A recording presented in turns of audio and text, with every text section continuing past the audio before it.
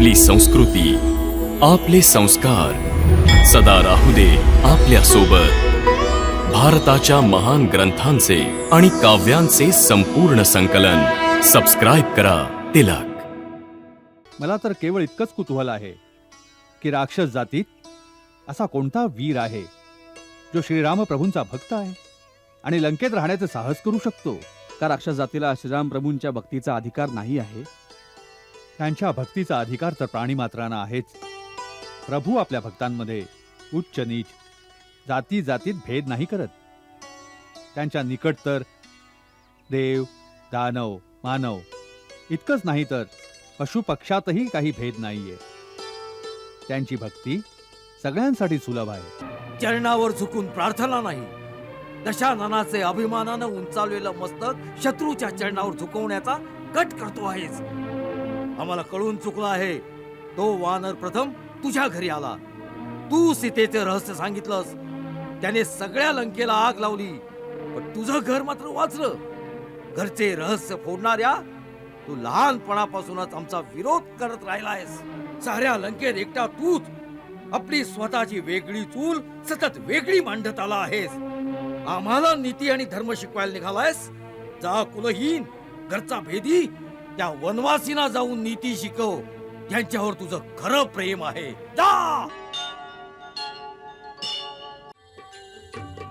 अति लघु रूप करुण हनुमान, पाहे नगर असा हनुमान.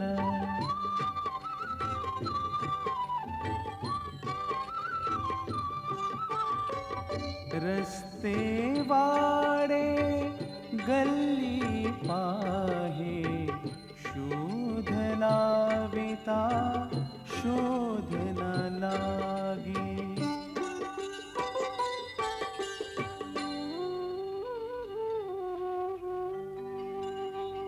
कपटी असा हा दुरात्मा, लंकेचा राजा. विलासी झोप गर्व दंभ, असे त्याचे रूप.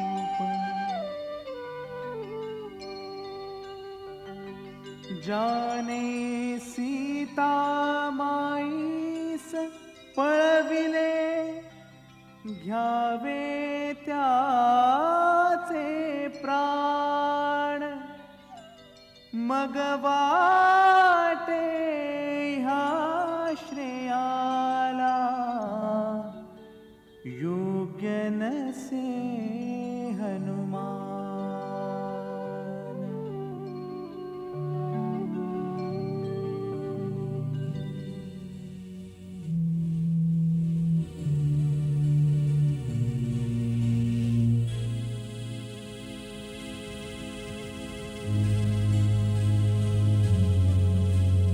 शोधत शोधत सीताला, कपी गाठे ते ठिकाण.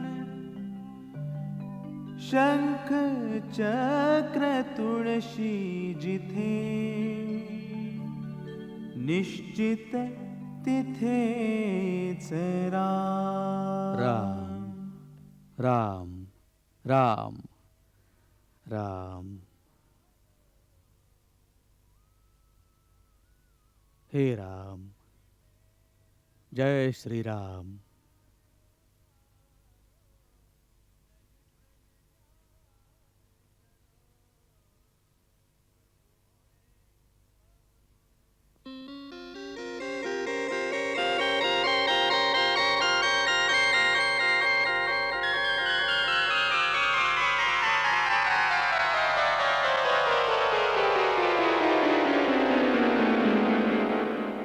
श्री राम जय राम, जय जय राम.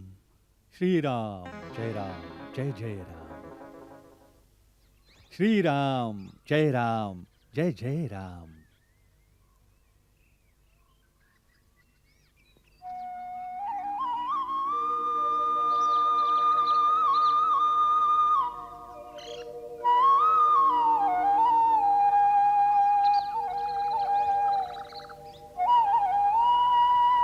जय श्रीराम.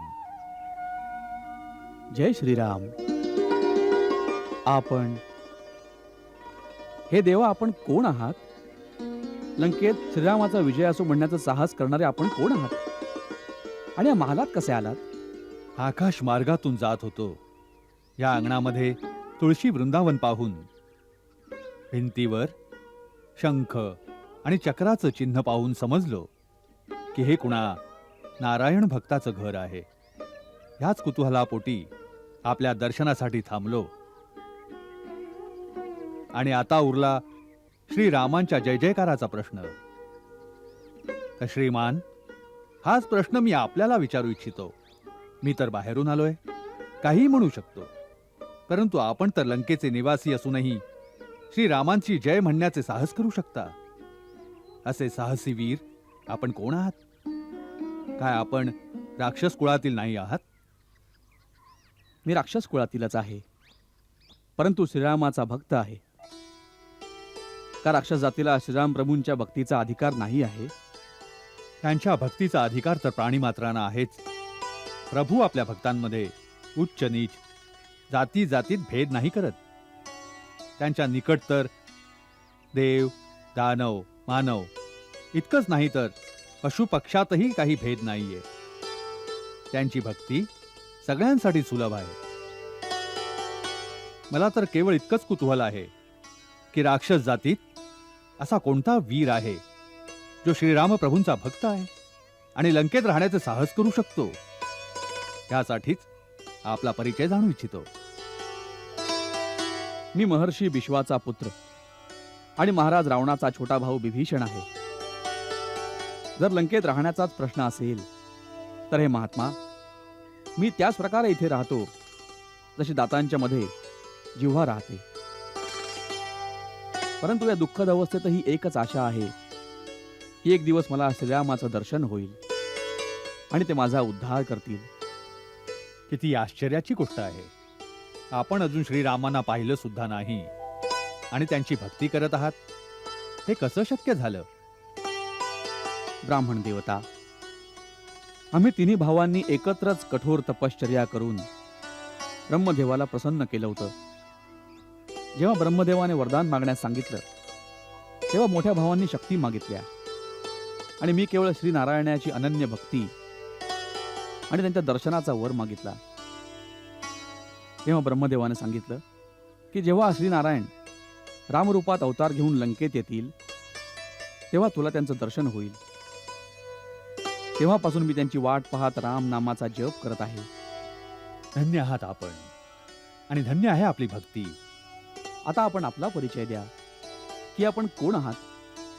आपण आत्ताच सांगितलं की आपण बाहेरून आला आहात. आपण कोणी हरिभक्त आहात, कोणी देवता आहात, का स्वतः श्रीराम आहात जे मला आपलं दिव्य दर्शन द्यायला इथे आले आहेत?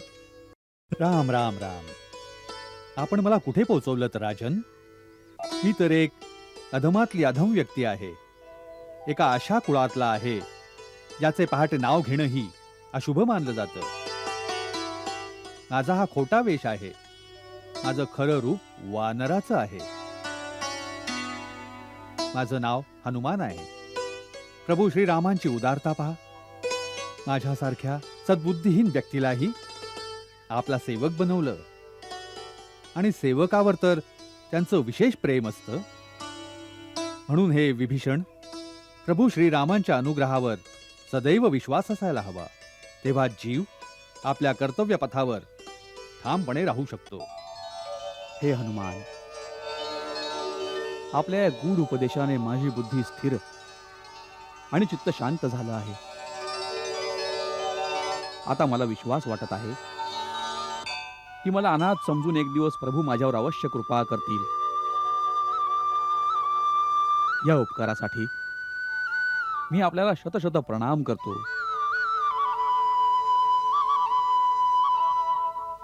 उठा राजन. सेवकापुढे मस्तक नाही झुकवत. दोघांना आपल्या स्वामीच्या कामातच व्यग्र राहायला हवं. आता माझ्या येण्याचं प्रयोजन आहे का?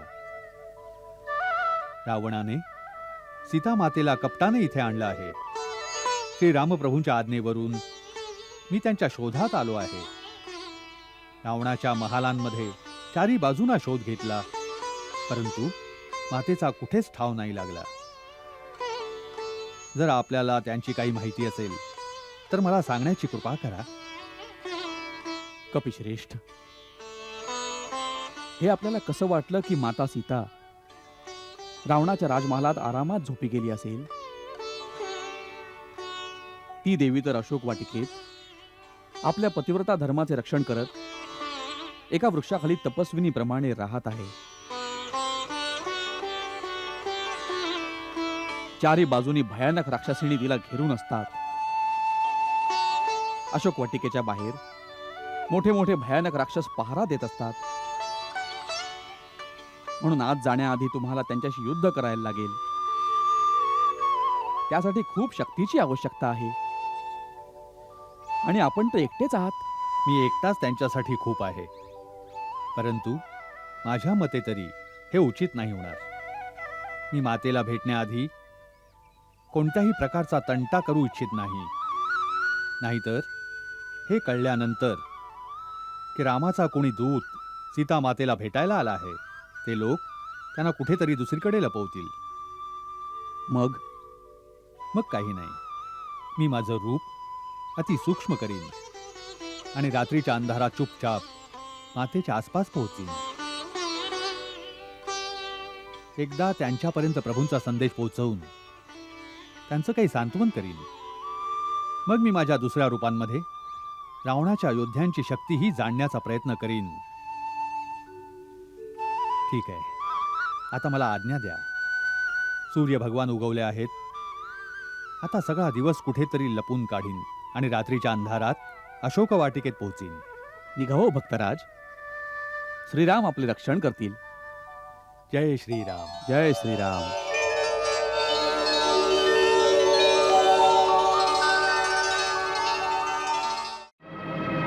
महाराज लंकेश, माझे आदरणीय बंधू, कधी कधी कामक्रोधाच्या उत्तेजित आवेशात कुमती मनुष्याला कुमार्गाकडे खेचत घेऊन जाते.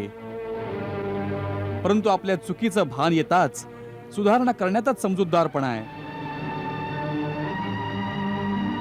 हे दशानन, आपण गर्वाच्या नशेत एका परस्त्रीला यमपाशा समान आपल्या गळ्यात बांधून घेऊन आला आहात. महाराज, ती राक्षस कुळासाठी काल रात्री समान आहे. विभीषण, तुझ्याशिवाय इतर कोणी असा उच्चार केला असता तर त्या क्षणी त्याला प्राणाला मुकावं लागलं असतं. क्षमा क्षमा लंकेश्वर. विचार विमर्श करताना असा प्रकोप शोभा देत नाही. हे वेदवेत्ता, थोड्या विवेकाने विचार करा. ज्या परस्त्रीचं तिच्या इच्छेविरुद्ध पाशवी बळाच्या जोरावर हरण केलं असेल, अशी स्त्री विषात बुडालेल्या कट्यारीसारखी असते. म्हणून मी आपल्याला हात जोडून प्रार्थना करतो बंधू, की सीतेला सन्मानपूर्वक तिच्या पतीकडे पोचवून द्या. याने आपला मान कमी नाही होणार, परंतु तिन्ही लोकात सुयश पसरेल. मान वाढणार नाही. तिन्ही लोक आम्हाला भेकड म्हणतील.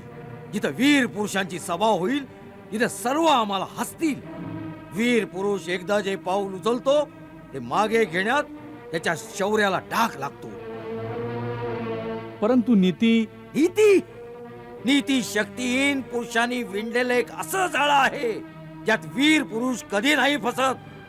नीती शक्तीची सेविका असते. जो शक्तिशाली करता आहे तीच नीती आहे, तोच धर्म होऊन जातो. नाही दादा, नाही. हा अधर्म आहे आणि अधर्म कधी धर्माचं स्थान नाही घेऊ शकत. हे क्रूर शारीरिक बाहुबळ धर्माला नाही संपवू शकत.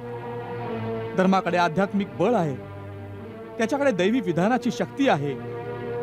केवळ आपल्या या अधर्मी कामाने साऱ्या कुळाचा विनाश होऊन जाईल. मी आपल्या कुळाच्या कल्याणासाठी आपल्या चरणांवर झुकून प्रार्थना करतो. चरणावर झुकून प्रार्थना नाही, दशाननाचे अभिमानानं उंचावलेलं मस्तक शत्रूच्या चरणावर झुकवण्याचा कट करतो आहेस. आम्हाला कळून चुकलं आहे. तो वानर प्रथम तुझ्या घरी आला. तू सीतेचे रहस्य सांगितलंस. त्याने सगळ्या लंकेला आग लावली, पण तुझं घर मात्र वाचलं. घरचे रहस्य फोडणाऱ्या तू लहानपणापासूनच आमचा विरोध करत राहिलायस. साऱ्या लंकेत एकटा तूच आपली स्वतःची वेगळी चूल सतत वेगळी मांडत आला आहेस. आम्हाला नीती आणि धर्म शिकवायला निघालायस. जा कुलहीन, घरचा भेदी, त्या वनवासीना जाऊन नीती शिकव. त्यांच्यावर तुझं खरं प्रेम आहे. जा. दादा, मला चुकीचं समजू नका. तुम्ही मला पित्या समान आहात. मी निष्कपट आणि निर्दोष मनाने सदा आपलं चांगलंच चिंतलं आहे. सदा आपल्या कल्याणाची इच्छा ठेवली आहे. याच भावाने मी पुन्हा आपले चरण पकडून प्रार्थना करतो की श्रीराम त्रिलोकीचे स्वामी आहेत, त्यांच्याशी वैर पत्करू नका. हट, कुलकलन. जा, माझ्या नजरेसमोरून दूर हो. जा, लंकेत तुझं काही स्थान नाहीये. जा.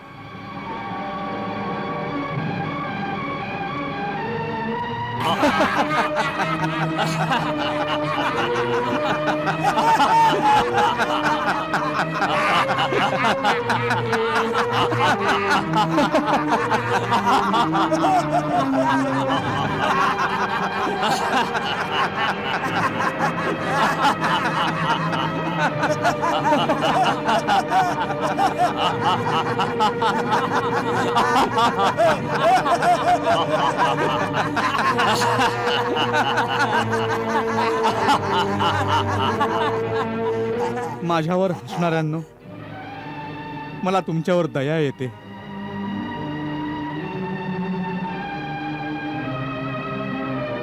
मी तुम्हा सर्वांच्या डोक्यावर फिरणाऱ्या काळाला पाहत आहे.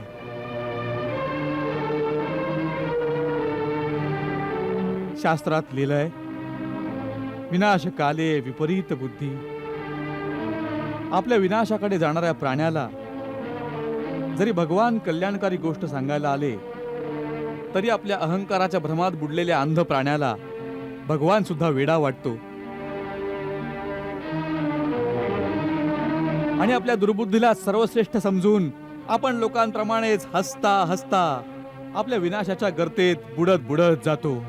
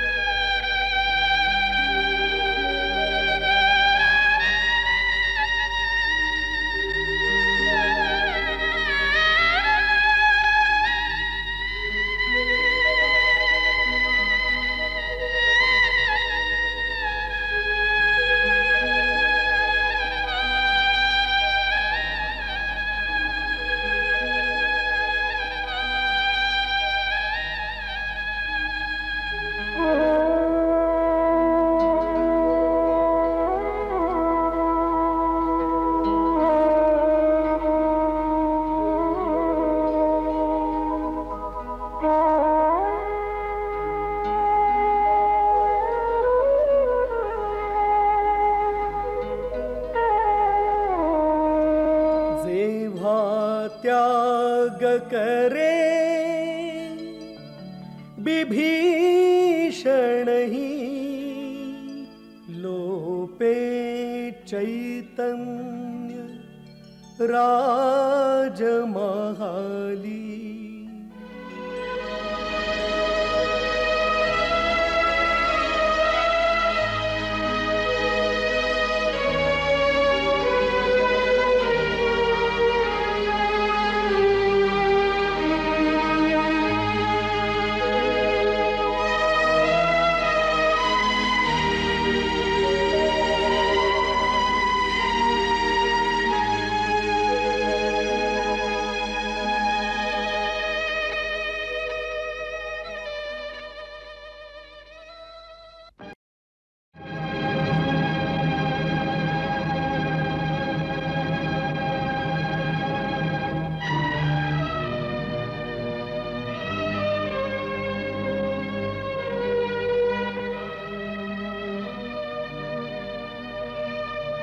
महाराजांनी सांगितलं की लंकेतून निघून जा.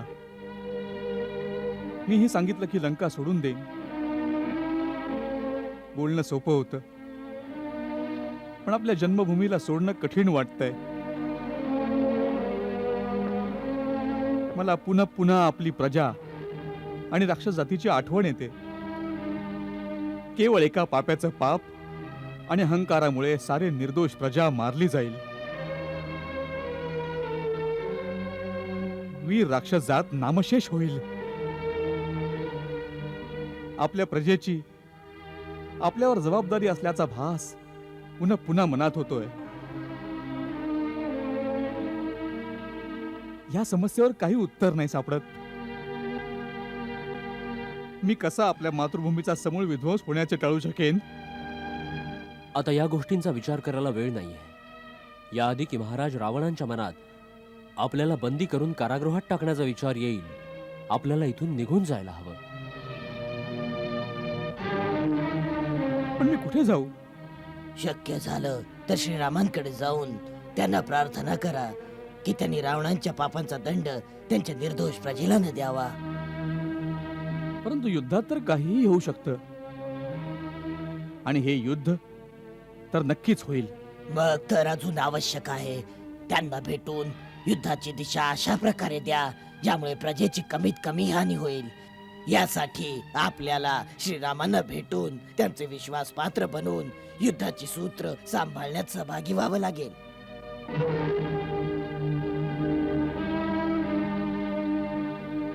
मी श्रीरामाचा भक्त अवश्य आहे, परंतु यावेळी ते लंकेचे शत्रू आहेत.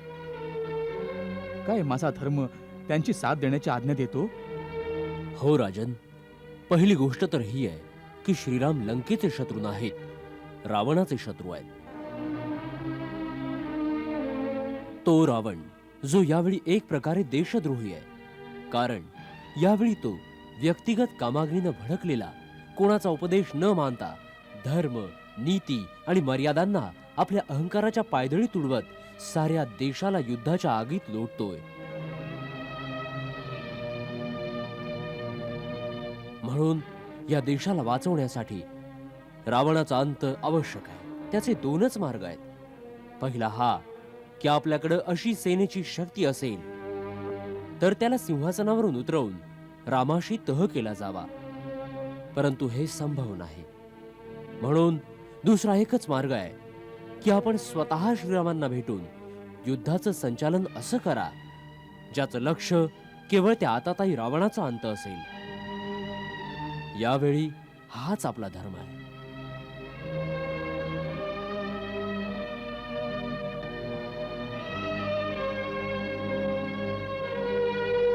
हा इतका गंभीर विषय आहे की कोणताही निर्णय घेण्याआधी या स्वगुरुजनांची संमती आणि आशीर्वाद आवश्यक आहे. म्हणून मी माझ्या मातेकडे जातो. ती जशी आज्ञा देईल मी तसंच करीन.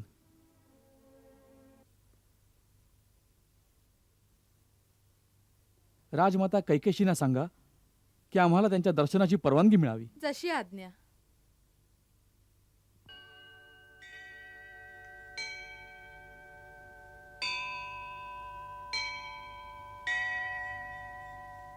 राजमाताजींचा विजय असो. काय? आपले लहान पुत्र विभीषणजींना आपले दर्शन हवे आहे. त्यांना बोलवा.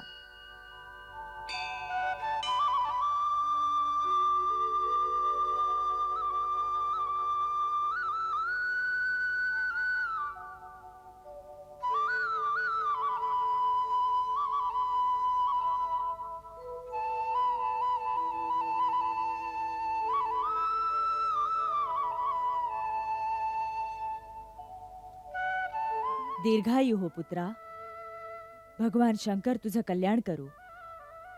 आसनावर बस.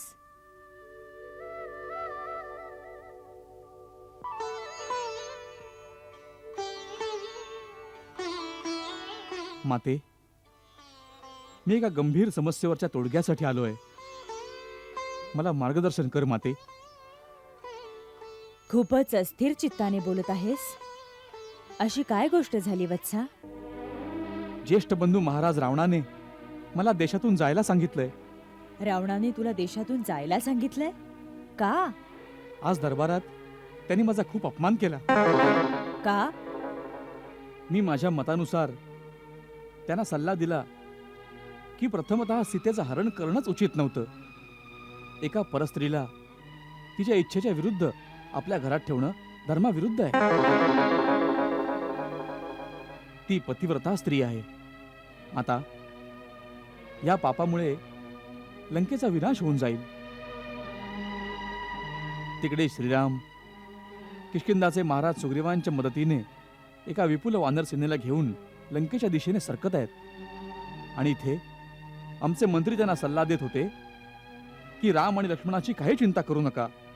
आमचे राक्षस सेनेसहित त्यांचा अंत करून टाकतील. परंतु मी त्यांना सांगितलं की ज्यांचा दूत हनुमान एकटाच साऱ्या लंकेला जाळून नष्ट करून गेला आहे, त्यांच्या शक्तीला कमी नाही लेखता कामा. एका स्त्रीसाठी कोणा शक्तिशाली शत्रूशी लढाई नाही करता कामा. आपण देवी सीतेला सन्मानपूर्वक त्यांच्या पतीकडे पोचवायला हवं. त्यांना हे मत नाही आवडलं. मी आपला मुकुट त्यांच्या चरणांशी ठेवला की दादा, केवळ आपल्या हट्टासाठी लंकेचा विनाश नका करू. परंतु त्यांनी पायाच्या प्रहाराने माझा मुकुट दरबारात फेकून दिला आणि मला लंकेतून जायला सांगितलं. हे रावणाने चांगलं नाही केलं. परंतु यानंतर तुझ्यासाठी अजून कुठलाच मार्ग नाही. राजाची आज्ञा आहे, तुला जावंच लागेल. माते, यावेळी हे संकट तर त्यांच्यावर आलेलंच आहे, परंतु त्यांच्यामुळे साऱ्या देशावर संकटाची सावली पडतीये. अशा वेळी मी आपल्या देशवासियांना संकटात सोडून कसा निघून जाऊ? आपल्या प्रजेची साऱ्या राजकुळावर जबाबदारी असते. यावेळी जाण्याने देशद्रोह नाही होणार. जर इथे राहून तू प्रजेचं रक्षण करू शकणार असशील तर तुझं जाणं उचित नाही होणार. परंतु इथे राहून तू काही नाही करू शकणार, कारण रावण तुला इथे स्वतंत्र नाही राहू देणार. म्हणून पहिलं काम तर हे कर की अतिशीघ्र इथून निघून जा. लंकेबाहेर जाऊन विचार कर की लंकेच्या निर्दोष प्रजेचं रक्षण कसं करू शकशील, कुणाची मदत घेऊन करू शकतोस. माझे मंत्री आणि मित्रांचं मत आहे की मला स्वतः श्रीरामांच्या जवळ जायला पाहिजे आणि त्यांना सांगितलं पाहिजे की त्यांचं वैर रावणाशी आहे. त्यांच्यामुळे लंकेच्या निर्दोष प्रजेला दंड नका करू. विचार चांगला आहे, परंतु काय माते? परंतु त्यात खूप संकट आहेत. काय? श्रीराम तुला का स्वीकारतील? तू शत्रूचा भाऊ आहेस, म्हणून नीतीनुसार त्यांना तुझ्यावर विश्वास नाही ठेवता येणार. त्यांनी तुझ्याशी तसंच वागायला हवं जसं ते रावणाशी वागतील. तर दुसरा उपाय काय आहे? काय मी लंका सोडून साधू होऊन जाऊ? कोणत्या गुहेत जाऊन बसू आणि आपल्या देशाचा नाश होऊन देऊ? नाही, ती अकार्यक्षमता होईल. ज्याचा देश संकटात असेल त्याला हे नाही शोभत. मग तुझे मंत्री बरोबर सांगतायत. तुला प्रजाहितासाठी आपल्या जीवनाची बाजी लावूनही श्रीरामांकडे निघून जायला पाहिजे. कदाचित ते तुला शत्रू पक्षातला समजून मृत्यूदंड देतील आणि ह्या बलिदानाने राजकुळात उत्पन्न झाल्याने त्या जबाबदारीतून तू मुक्त होऊ शकशील. जर ते एकदा तुला आपला मानतील तर काहीच भीती नाही, कारण मी ऐकलंय की रघुकुळातील लोक आपल्या वचनाचे पक्के असतात. प्राण देतील पण आपलं वचन खोटं पडू देणार नाहीत. मला वाटतं की तुझे पिता महर्षी विश्वांचं कथन सत्य होण्याची वेळ आली आहे. कोणते कथन माते? जेव्हा ते हिमालयात जात होते तेव्हा त्यांनी मला सांगितलं होतं. देवी, तुझ्या ज्येष्ठ पुत्र रावणाचा विनाशकाल सुरू झाला आहे. देवतांची प्रार्थना ऐकून विष्णूनं रघुकुळात अवतार घेतला आहे. आता वेळ येताच त्यांच्याकडून रावणासहित राक्षसांचा संहार होईल. स्वामी, एका रावणामुळे आपलं सारं कुळ आणि राक्षसांचा हा उन्नत समाज विनाशास पोचणार का? आणि पितरांना अग्नी देणाराही कोणी राहणार नाही? कैकशी, तुझा लहान पुत्र विभीषण आपल्या जातीचा उद्धार करेल. त्याच्याच द्वारे त्या राक्षसांचं रक्षण होईल, जे अधर्माच्या मार्गापासून दूर होतील आणि प्रभूला शरण जातील.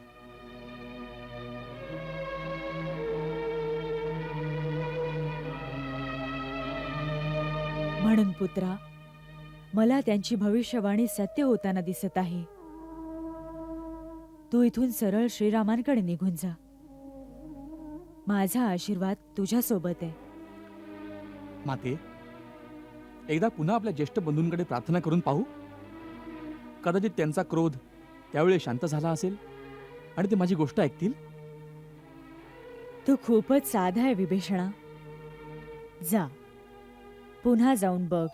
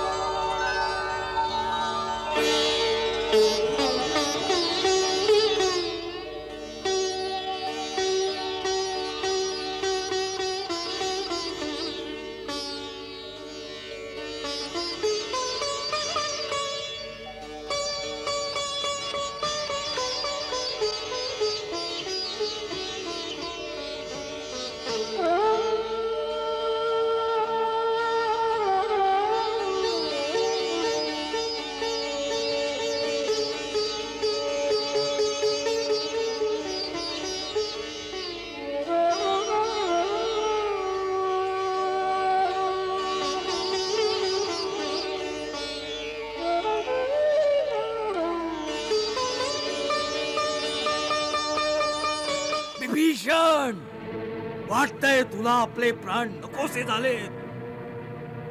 दादा, मी माता कैकशीच्या आज्ञेनं एकदा पुन्हा आपल्याला प्रार्थना करायला आलोय.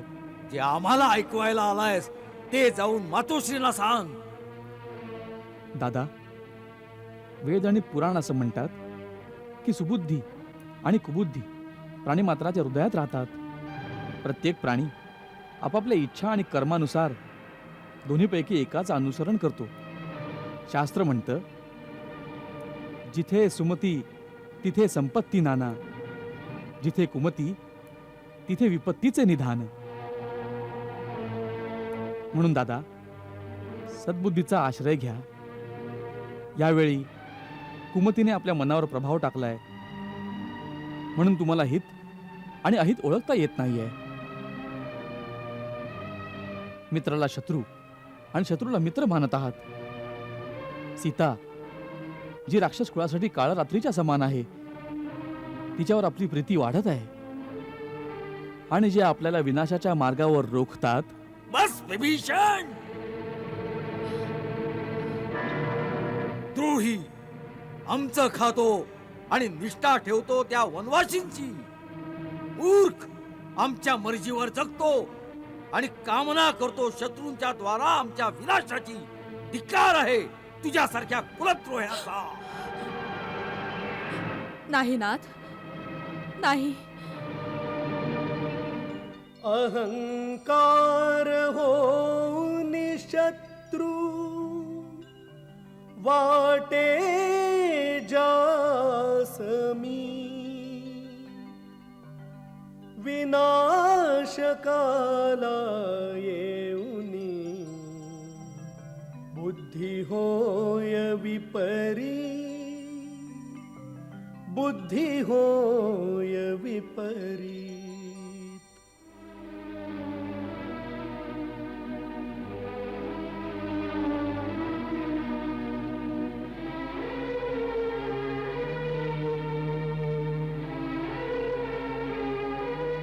मेघनाथ बरोबर सांगत होता.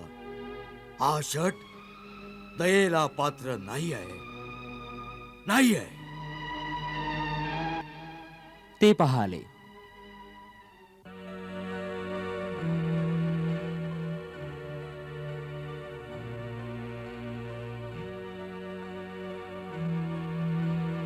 काय म्हटलं राजमातेने?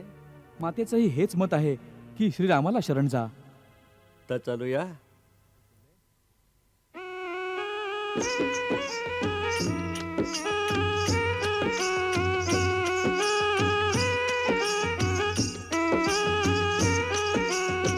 चला जाऊ रघुरामा पाशी करीत मनोरथ सर्व मनाशी करीत मनोरथ सर्व मनाशी ज्या चरणांच्या पादुका धरी भरत उषाशी त्या चरणांना पाहुया नेत्रांनी अमुच्या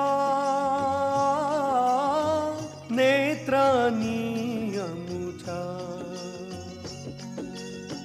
विचार धरुनी हाच उराशी पार करुनी सिंधू सागर हा कपिनी बिभीषण पाहिला येता वाटे तयाना तो कुणी दूत वाटे तयाना तो कुणी दूत. ते पहा, शत्रूचे कोणी दूत येत आहेत. जा, महाराज सुग्रीवानाची सूचना द्या.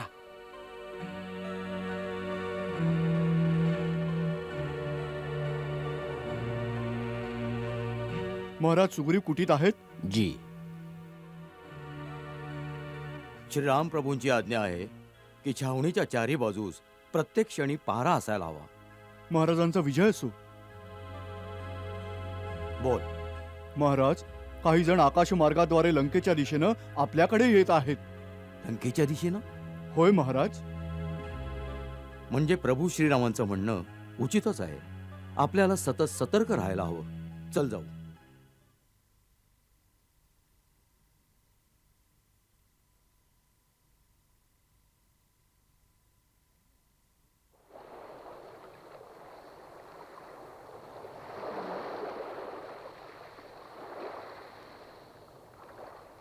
अशा प्रकारे रहस्यमय रीतीने येणारे तुम्ही लोक कोण आहात? कुठून आला आहात? काय उद्देशानं आला आहात? सावधान, सगळं खरं खरं सांगा. मी जे काही सांगेन खरं सांगेन, कारण असत्य बोलणं माझा स्वभाव नाही आहे. जर माझा अंदाज बरोबर असेल तर आपण किष्किंधा नरेश वानरराज सुग्रीव आहात. तुमचा अंदाज बरोबर आहे. आता आपला परिचय द्या. हे कपिराज, माझा प्रणाम स्वीकार करा. मी लंकापती महाराज रावण यांचा छोटा भाऊ आहे. माझं नाव विभीषण आहे. जेव्हापासून त्यांनी देवी सीतेला पंचवटीतून पळवून आणलंय, आमच्यामध्ये मतभेद वाढतच गेले आहेत. मी वारंवार हे सांगितल्यावरती की देवी सीतेला सन्मानपूर्वक परत करा, त्यांनी मला खूप कठोर गोष्टी ऐकवल्या आणि माझा अपमानही केला. म्हणूनच मी माझं घरदार सोडून श्रीरामाला शरण आलो आहे. भगवान राम शरणागत वत्सल आहेत. आपण जाऊन त्यांना निवेदन करा की विभीषण त्यांना शरण येऊ इच्छितो. चांगली गोष्ट आहे. आम्ही श्रीरामापर्यंत आपला निरोप पोचवतो. पण तोपर्यंत आपण तिथंच राहा. आमच्या छावणीत यायचा प्रयत्न करू नका. ठीक आहे. या 5ही जणांवर लक्ष ठेवा. आम्ही परतेपर्यंत यांना खाली उतरू देऊ नका. जशी आज्ञा महाराज.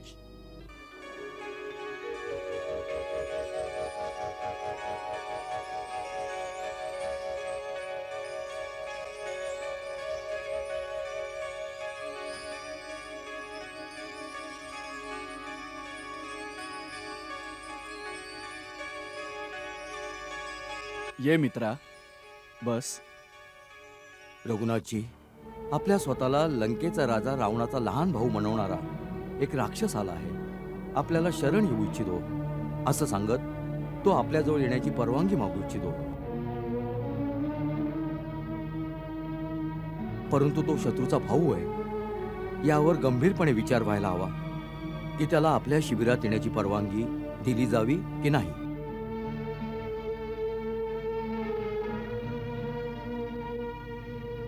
आपणा सर्वांचं या बाबतीत काय मत आहे?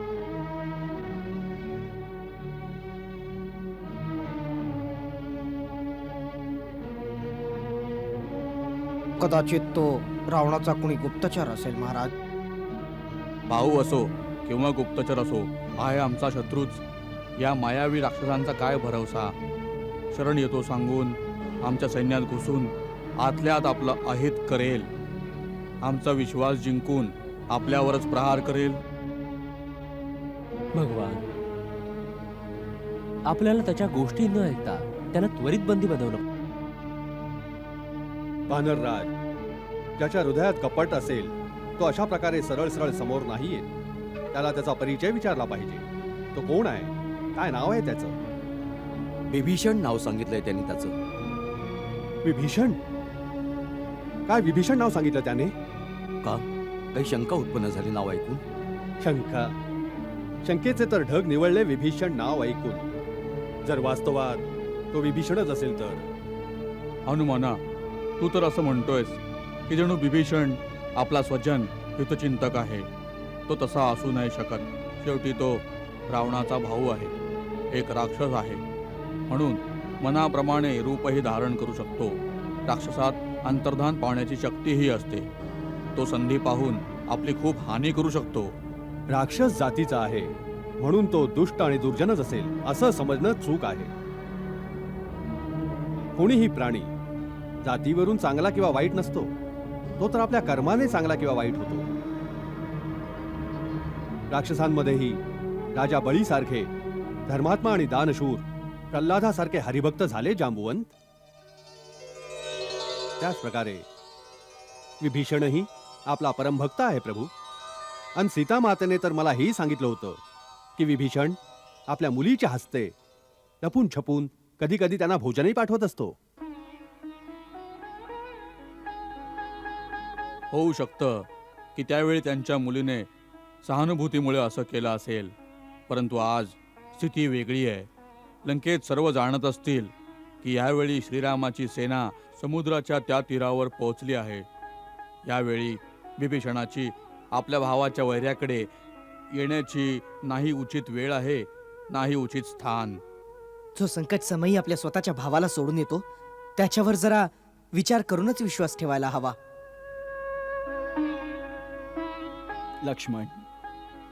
लक्ष्मण आणि भरतासारखे भाऊ या विश्वातच काय, तिन्ही लोकात दुर्लभ आहेत. म्हणूनच त्यांच्या मापदंडानं सर्वांना पाहणं उचित नाहीये. वानरराज, आपणा सर्वांचे विचार मी एकाग्र चित्त होऊन ऐकत होतो. आता आपण सर्व माझे विचारही ऐका आणि त्यानंतर आपला निर्णय द्या.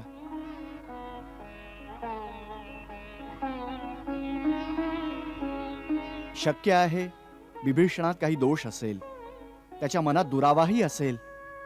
परंतु माझा एक निश्चय आहे की जो शरण येईल त्याला अभय द्यायचं. जर मित्रत्वाची याचना करत कुणी शरणार्थी बनून आला असेल तर त्याला झिडकारणं चूक आहे. दोषी व्यक्तीला आश्रय देणं, भलेही तो ठकवायला का आला असे ना, सत्पुरुषांसाठी उचित आहे. ठकवणं पाप आहे, ठकवलं जाणं नाही. आपला निर्णय उत्तम आहे प्रभू, आणि धन्य आहेत आपले आदर्श. आपण सर्व त्याचे स्वजन नाही, पण तरीही तो आपल्याकडे शरण मागायला आला आहे. मला यामध्ये काही कपट दिसत नाही. मी आपणा सर्वांच्या विचारार्थ एक उदाहरण प्रस्तुत करतोय. आपण ते ध्यान देऊन ऐकावं. पूर्वीच्या काळी महर्षी कंडूंचे पुत्र महान सत्यवादी महर्षी कंडूरींनी एक धर्मविषयक निर्णय दिला होता. आर्तो वा यदि वा दुष्टः परेषां शरणं गतः अरिप्राणानां परित्यज्य रक्षितव्य कृतार्थनम. जरी शत्रूही शरण आला आणि दयेची याचना करू लागला तर त्यालाही निराश नाही करता कामा. शत्रू दुःखी असो वा दुरात्मा, जरी तो विपक्षाला शरण आला तरी निर्मळ मनाच्या श्रेष्ठ पुरुषांनी आपल्या प्राणाचा मोह सोडून त्याचं रक्षण केलं पाहिजे. जर त्यांनी असं केलं नाही तर पापाचे धनी होतील ते. मी आज महर्षी कंडूंच्या त्या यथार्थ आणि उत्तम वचनाचं पालन करणार आहे. हे कपिश्रेष्ठ, हा तर विभीषण आहे. जरी स्वतः रावण शरणागत बनून आला तरी मी माझा निश्चय पूर्ण करीन, त्याला क्षमा करीन.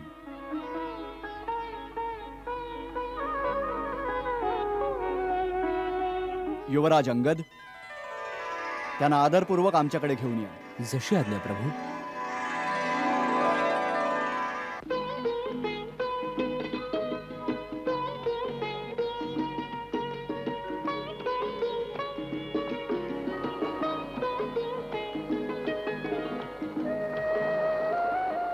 हे राक्षसकुल शिरोमणी विभीषणजी, मी वालीपुत्र अंगद आपल्याला प्रणाम करतो.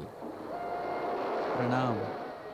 मला श्रीराम प्रभूंनी आपल्याला हे सांगायला पाठवलंय की प्रभूंनी आपल्या विनंतीवरून आपल्याशी भेट घ्यायला मान्यता दिली आहे. आता तुम्ही यावं, आपलं स्वागत आहे. धन्यवाद.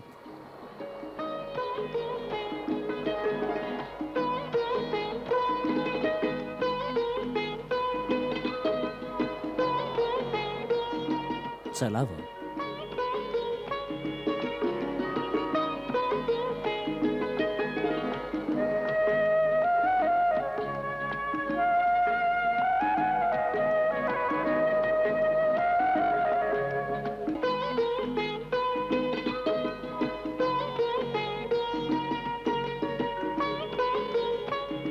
जय श्रीराम. जय श्रीराम. यावे, श्रीराम प्रभू आपली वाट पाहत आहेत. धन्यवाद.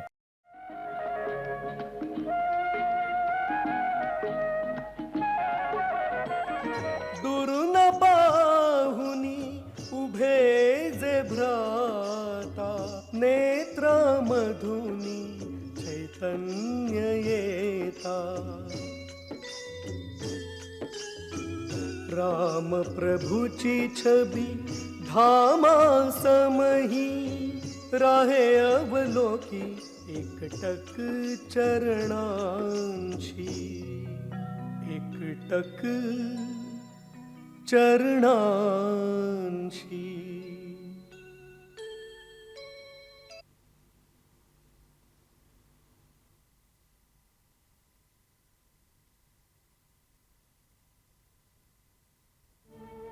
हे नाथ, मी महाराज रावणाचा छोटा भाऊ विभीषण आहे.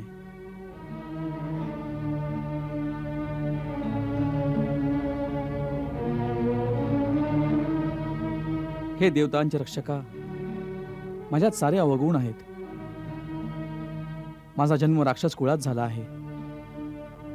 माझं शरीर तामसी वृत्तीचं आहे, ज्याच्यामुळे स्वभावताच मला पापांची जवळीक करावीची वाटते. हे सर्व असल्यानं मी आपल्या दर्शनासही पात्र नाही आहे. तरी ही आपली यशोगाथा ऐकून आपल्याला भेटायला आलो आहे. प्रभू, आपण शरणागत वत्सल आहात. ज्याला आपल्याला शरण येता येईल त्याला जन्ममृत्यूच्या भयापासून मुक्तता मिळते. प्रभू, मला महाराज रावणानं अपमानित करून लंकेतून हाकलून दिलं आहे. मी त्यांना अधर्म आणि अनितीपासून वाचवण्यासाठी ह्या गोष्टीवर भर दिला होता की देवी सीतेला सन्मानपूर्वक आपल्याकडे पोचतं करावं आणि लंका व लंकेतील निर्दोष प्रजेला युद्धातील संहारापासून वाचवलं जावं. परंतु त्यांनी कोणत्याच प्रकारे ऐकलं नाही. मी माझा मुकुटही त्यांच्या चरणांशी ठेवला होता. त्यांनी त्यालाही लाथ मारून दूर फेकून दिला.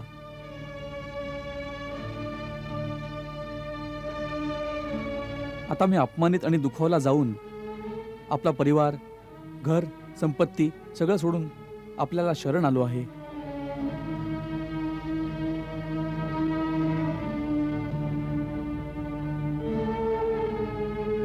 प्रभू, आपण शरणागत वत्सल आहात. माझ्यावर राग नका धरू प्रभू. माझं रक्षण करा प्रभू, माझं रक्षण करा.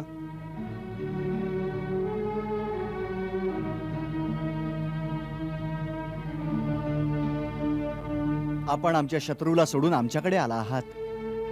आता आपण आमचे मित्र आहात,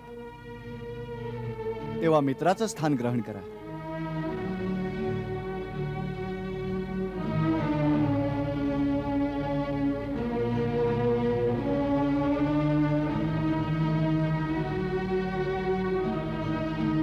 स्वामी, मी तर एक सेवक व्हायला आलो होतो. आपण मला मित्राचं स्थान दिलं, मी याच्या पात्र नव्हतो. ही आपली विनम्रता आहे आणि हीच आपली महानताही आहे लंकेश. लंकेश,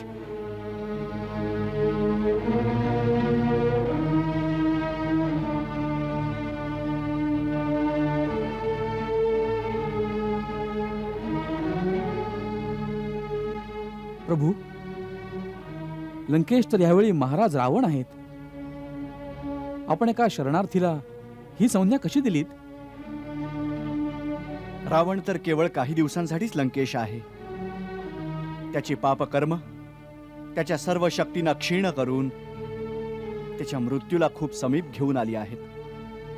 तत्पश्चात लंकेचं राजसिंहासन आपल्याला सांभाळावं लागेल. युद्धानंतर लंकेच्या प्रजेला एका धर्मपरायण राजाच्या द्वारे सुख आणि शांती देण्याची जबाबदारी जितकी आमची असेल तितकीच आपलीही असेल. तुमच्या प्रजेचं हित तुम्हाहून अधिक इतर कोणाच्या मनात असेल? आणि खरी गोष्ट ही आहे प्रभू, की मी आपल्या मंत्र्यांच्या संमतीने आपल्या शरणार्थ ह्याच आशेने आलो आहे की लंकेच्या निर्दोष प्रजेच्या वतीनं आपल्याकडे दयेची भीक मागू. कोण्या एका पाप्याच्या पापामुळं साऱ्या प्रजेला हा दंड भोगावा लागू नये.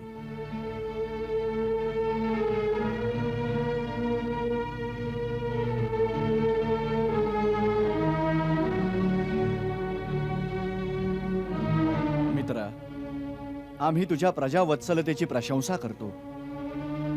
आम्ही तुला वचन देतो की आमच्या सेनेचा कोणीही सैनिक लंकेच्या कोणाही निर्दोष नागरिकास इजा नाही करणार. उलट माझी सेना तुमच्या प्रजेचं रक्षणच करेल. आम्ही केवळ त्यांचाच संहार करू जे युद्धाच्या इच्छेनं आमच्या समोर येतील.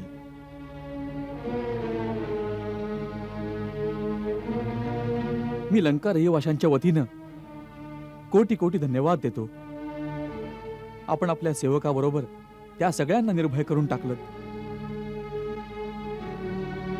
आपल्यावर मोठा दानशूर कोण असू शकेल? प्रभू, हीच दयाबुद्धी कायम ठेवा. मित्रा, तू आमच्याकडे आश्रय मागायला आला आहेस. आम्ही तुला लंकेश म्हटलं आहे. आमच्या बाणाप्रमाणेच आमचे शब्दही अमोघ आहेत, जे खोटे नाही होऊ शकत. रावणानं तुझ्या मुकुटाला लाथ मारून दूर फेकला आहे. त्याच्याऐवजी आम्ही तुला राजमुकुट घालू. महाराज सुग्रीव, तुम्ही समुद्राचं पवित्र जल मागवा. सागरात समस्त तीर्थांच्या पाण्याचा समावेश आहे. आपल्या सेनेच्या समोर त्याच पवित्र जलानं आम्ही लंकेचे भावी नरेश महाराज बिभीषणांचा राज्याभिषेक करू. लक्ष्मण, छावणीमध्ये योग्य प्रबंध केला जावा. होय दादा.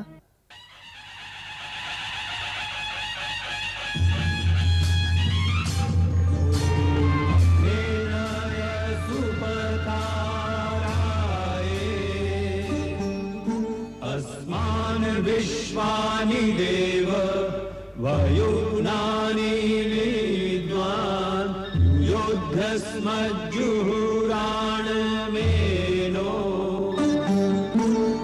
भूयिष्ठान्ते नम उक्तिं विधेम.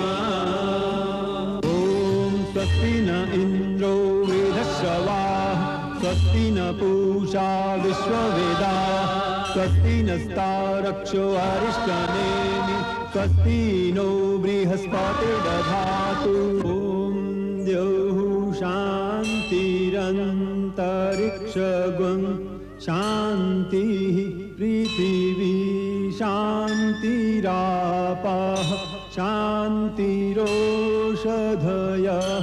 शान्तिः वनस्पतयः शान्तिर्विश्वे देवाः शान्तिर्ब्रह्म शान्ति सर्वज्ञं शान्ति शान्ति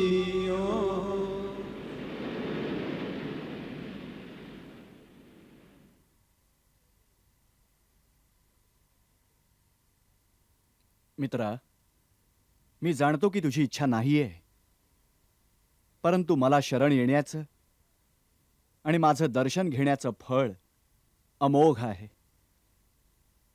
आता मी सागराच्या पवित्र जलानं, ज्यात समस्त नद्या आणि समस्त तीर्थांचं जल समाविष्ट आहे, तुझ्यावर अभिषेक करतो.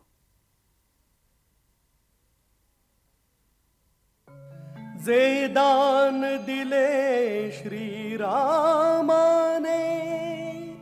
तुलना न ज्याची कशाशी गौरविले प्रभु रामाने बिभीषणास सन्मान. लंकापती महाराज विभीषण, लंकेचं राज्य आपणासाठी कल्याणकारी हो. लंका नरेश महाराज विभीषणांचा, महाराज विभीषणांचा, महाराज विभीषणांचा, महाराज विभीषणांचा, महाराज विभीषणांचा, महाराज विभीषणांचा, महाराज विभीषणांचा, महाराज विभीषणांचा, महाराज विभीषणांचा, महाराज विभीषणांचा, महाराज विभीषणांचा, महाराज विभीषणांचा, महाराज विभीषणांचा, महाराज विभीषणांचा, महाराज विभीषणांचा.